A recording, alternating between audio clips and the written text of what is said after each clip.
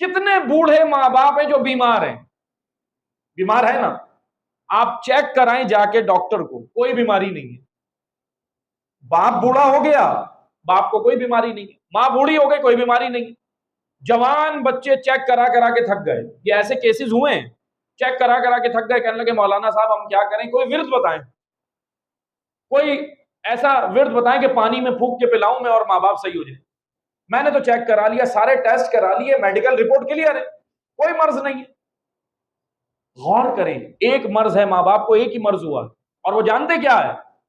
24 گھنٹے کا مصروف ترین دن، جس میں آپ یہ کہہ رہے ہیں کہ میں بہت مصروف ہوں، میں ٹائم نہیں دے سکتا۔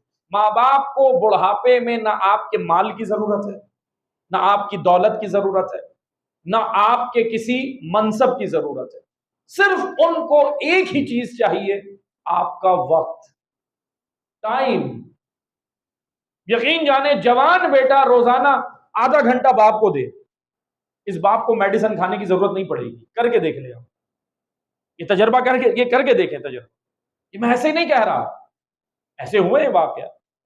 باپ کو دوا کھانے کی ضرورت نہیں پڑے گی کوئی بھی، کیونکہ وہ بیمار نہیں ہے، اس کی بیماری یہ ہے کہ بچے بات نہیں کرتے، ماں باپ کے ساتھ بیٹھ کے وقت نہیں دے رہے، مل نہیں رہے، ماں کو ٹائم نہیں دے رہے۔ میڈ تو رکھ دی، نوکرانی تو رکھ دی، وہ کام تو کر رہے ہیں یہ سارے، لیکن اصل چیز ہے اولاد سے انسیت و محبت۔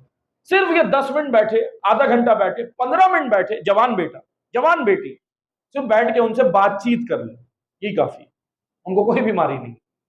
لیکن معذرت کے ساتھ انتقال ہو جاتا ہے، پھر کہتے ہیں بھائی ہم آ رہے ہیں، جنازہ روک دو۔ کیوں؟ بیٹا آ رہا ہے امریکہ سے، بیٹی آ رہی ہے فلاں جگہ سے۔ معذرت کے ساتھ مرنے کے بعد سے زیادہ انہیں اس وقت آپ کی ضرورت تھی جب وہ زندہ تھے، جب وہ زندہ تھے۔ لیکن روایات کو میں آپ کو بتاتا ہوں، روایت کی روشنی میں دیکھیں، ایک طرف ہے تعزیت، ایک طرف ہے تیمارداری۔ جب کوئی بیمار ہو جائے تو تیمارداری ہوتی، جب کسی کا انتقال ہو جائے تو آپ تعزیت کے لیے جاتے۔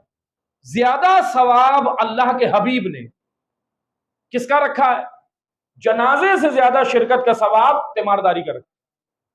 کیوں؟ کیونکہ زندگی میں اسے ضرورت ہے، زندگی میں نہیں پوچھا، بیمار تھا نہیں پوچھا، مرنے کے بعد۔ اب میں یہ نہیں کہہ رہا کہ کوئی نہ آئے، نہیں، اچھی باتیں آئیں، جنازے میں آئے، شرکت کریں، مرنے کے بعد بھی اولاد کو ایک سہارا ہوتا ہے کہ نہیں ہمارے ساتھ ہیں، جنازہ اٹھانے والے ہیں، ملنے والے ہیں، عزیز و اقارب ہیں۔ لیکن عزیزان محترم، ان پوائنٹس کو ذرا نوٹ کریں۔